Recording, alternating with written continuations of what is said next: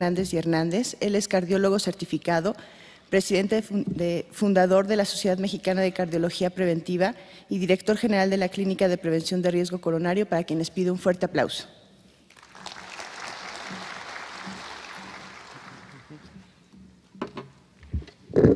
Muy buenos días. Le agradezco mucho a mis amigos que me hacen favor de invitarme a la presentación del día de hoy. Una reclamación porque me anotan como primer lugar y entonces nada más están los puntuales. Pero eso me da gusto. Les agradezco mucho a los puntuales que estén aquí el día de hoy para que platiquemos en relación a cómo vamos a medir el riesgo cardiovascular. Esta es una situación muy interesante.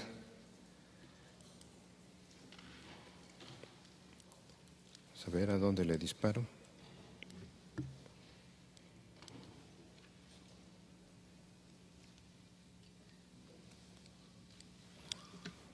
¿A quién le disparo para que cambie esto? Bien, si me pueden apagar un poquito la luz del frente, por favor. Vamos a iniciar con situación de la mortalidad. ¿Cómo estamos en nuestro país en relación a muertes?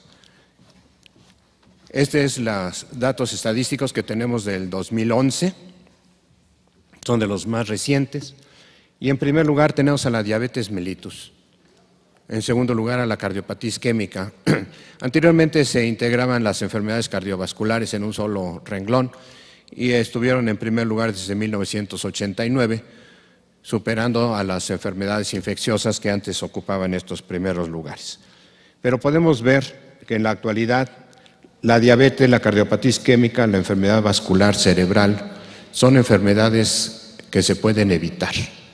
Están ocupando los primeros lugares. En cuarto lugar están las enfermedades hepáticas para todos aquellos compañeros que recetan tomar vino o cualquier bebida alcohólica para prevenir la aterosclerosis. Esto es real. Las bebidas alcohólicas disminuyen la aterosclerosis. Sin embargo, ocasionan daño hepático. Entonces, son buenos en un sentido, dan daño hepático, elevan los triglicéridos, elevan el ácido úrico, y entonces son más maléficos que benéficos. Y ahí tenemos en cuarto lugar a las enfermedades hepáticas. Y en quinto lugar los homicidios. Entonces tenemos mucho problema cardiovascular ocasionando los primeros lugares de muerte en nuestro país, y ello se debe a la aterosclerosis. Esta es la base de este problema. Es la principal causa. Esta es una definición de la aterosclerosis, una definición del doctor Ross, que se hizo a finales del siglo pasado. Es una bonita definición que abarca el concepto en forma integral de lo que es la aterosclerosis. Esta enfermedad que afecta a la íntima media de las arterias medianas y grandes de nuestro país, arterias elásticas, destacando el aspecto que es progresivo. Lentamente, se puede empezar desde la infancia, a veces desde antes de nacer ya traen el producto problemas de aterosclerosis, pero en general desde la infancia, y es un problema progresivo, que se divide en dos términos: ateros, chipote de grasa, esclerosis, la cicatrización. Entonces está caracterizada por las lesiones localizadas, que son las placas aterogénicas, que están constituidas fundamentalmente por lípidos, seguidas de un proceso inflamatorio cicatrizal que a veces es más perjudicial.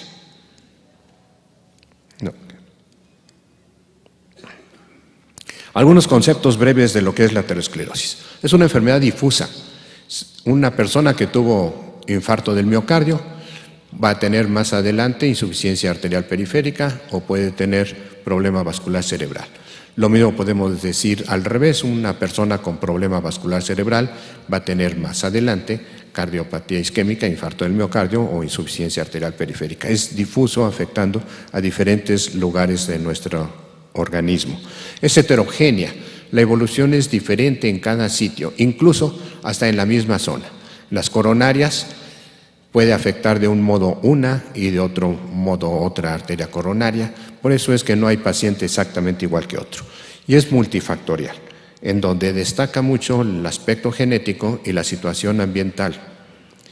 Lo más importante de la aterosclerosis son las características de la placa y no su tamaño. Anteriormente se pensaba que la obstrucción más del 50% es lo que nos iba a estar dando el infarto del miocardio. En la actualidad sabemos que la mayor parte del paciente con infarto del miocardio ha tenido una obstrucción menor del 50%, pero se rompe la placa aterogénica y eso es lo que va a dar la liberación de trombos y las sustancias que están en el subendotelio, obstruyendo a nuestro árbol coronario. ¿Y qué favorece a esta aterosclerosis? Los factores de riesgo coronario, que les podemos llamar factores de riesgo cardiovascular, porque no nada más afectan a las coronarias, sino a todo el árbol arterial. ¿Y quién inventó los factores de riesgo coronario? Hay antecedentes desde principios del siglo XX. El doctor Anischov presentó estudios en forma experimental en animales, destacando la presencia de grasas en las arterias coronarias. Y en 1948 arrancaron los estudios de Framingham, Massachusetts, una población cerrada de los Estados Unidos, generalmente son trabajadores obreros, que se empezó a hacer el estudio a largo plazo y conocer qué les pasaba a estas personas que no salían y no había tampoco gente que entrara, qué les pasaba hacia adelante. En general, con estudios de corte a 10 años por adelante. En la actualidad ya estamos en la tercera generación. Pudieron haber empezado 2, ya estudiaron 5 hijos y ahorita ya están estudiando 8 nietos. Vamos en la tercera generación de los estudios de Framingham.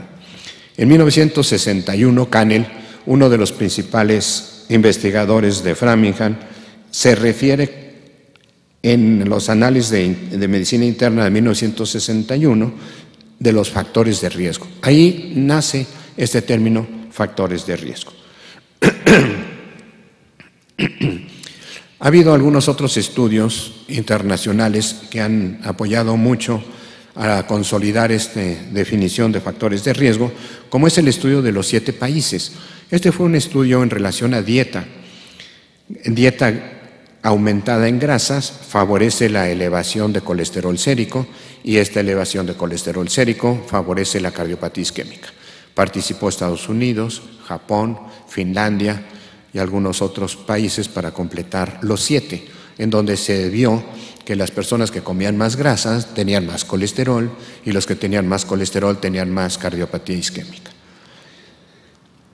En 1989 se hace la primera evidencia de que la reducción del colesterol total en sangre disminuye la cardiopatía isquémica. Una de las características para hablar de factores de riesgo es que su supresión o su control produce reversibilidad del daño. Algo más.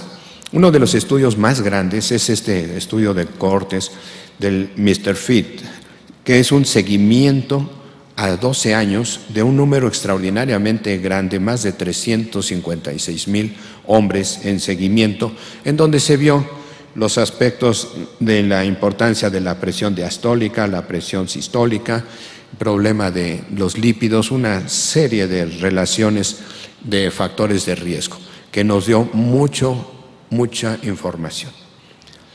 Y todavía más. En 1985 arranca el Programa Nacional de Educación de Colesterol y el panel de tratamiento para adultos, conocido por todos nosotros como el ATP3. Este ATP3 ha dado información a nivel mundial.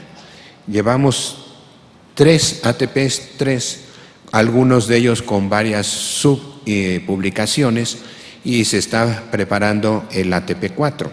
La primera publicación se hizo en 1988, en donde se demostró que la disminución del LDL debe de ser la meta para reducir la cardiopatía isquémica. Entonces, a partir de aquí ya se empieza a hablar de la importancia del LDL y no nada más del colesterol total. En el en el ATP2 de 1994, se consideran los factores de riesgo peligrosos, los factores de riesgo positivos a la hipertensión arterial, la diabetes, el tabaquismo, y un factor de riesgo negativo, se empieza a hablar por primera vez de un factor de riesgo negativo, o sea, una negación de que no es factor de riesgo, sino es protector a la elevación de la lipoproteína de alta densidad del colesterol. Y en 2001 se hace la primera publicación de la ATP3, en donde destaca que se consideran equivalentes de cardiopatía isquémica a la diabetes y otras enfermedades aterosclerosas como la insuficiencia arterial periférica, el aneurisma aórtico, etcétera, y se empiezan a utilizar puntos para considerar el riesgo hacia adelante. Es aquí donde empiezan a aparecer estos puntos. Y esta puntuación se utiliza de Framingham de 1998. Aparece en este ATP3 del 2001.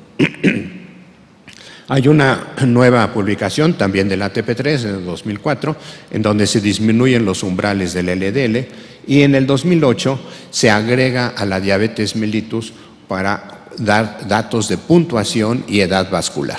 Esta modificación del 2008 la tienen ustedes en unas hojitas que se les entregó a la entrada y que están publicadas en la norma oficial de dislipidemias. Se han reconocido y son muy útiles para valorar el riesgo cardiovascular. Aquí tenemos una definición